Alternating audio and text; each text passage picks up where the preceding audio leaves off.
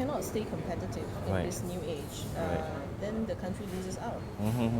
I see. Okay. So, Cindy, over the weekend I was reading your cover story. It was very interesting. The title is called "Mega Bucks in Digital Convergence." And of course, everybody starts to invest in digital transformation. We have Maxis, Celcom, or Axiata for that matter, and also DG and also TM going all out in that.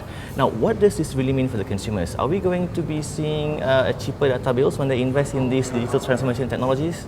Whether or not there will be cheaper data bills, it remains to be seen. Right. Indications are that the government probably might put a bit of pressure for telcos to provide lower entry points, Right. lower price points, for the consumer. But it's not just about having cheaper prices. As a consumer, you should be thinking about how you are using the service, whether you are actually utilizing everything that's offered to you, Right. and whether your jobs actually will still be there Right. in the next 5-10 years, Right.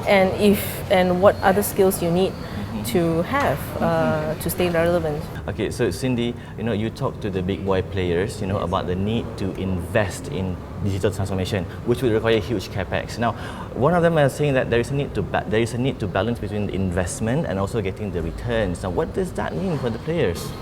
Okay, investors have a lot of expectations on telcos, and a lot of it involves dividend payments. Right.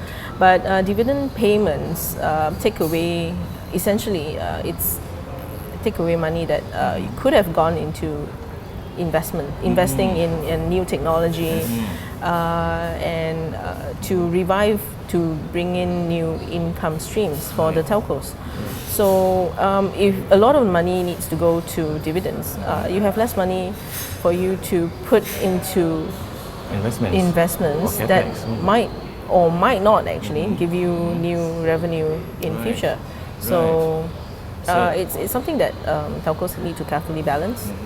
Yeah, and I think telcos realize that they need to invest. Right. How much and all that, it depends on their business model. What is it that they're trying to achieve in the coming few years? I see. Okay. Now we've seen in the US where AT&T is going to go after Time Warner for M&A plays. Could this be a prelude for M&A activities in Malaysia among the telco players? It actually essentially depends on what the shareholders actually want to do, and where the telcos see themselves in the next 5-10 years. For instance, AT&T, they were essentially a telecoms company, but if the Time Warner acquisition goes through, they would own the Harry Potter franchise, CNN. I mean, all that would actually, and a film company, all that would actually come under a telco. Whether or not that happens in Malaysia, that really depends on what the shareholders think will work. And but experts have said that removing duplication is probably one of the ways that telcos can help, can lower costs for telcos, and lowering costs, of course, means better profitability.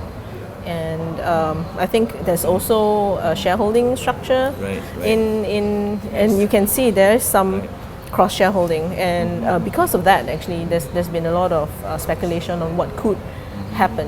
Of course, in previous years, the shareholders, some of them have dispelled some of the rumors, but going forward, who knows? Okay, now you asked a very interesting question there. Are conditions right for another Malaysian mega merger? It depends on the shareholders. I spoke to some of the people in the industry. That essentially is it. If the shareholders want to do it, there will be the right reasons. For more on the story, pick up a copy of The Edge Weekly at all good newsstands.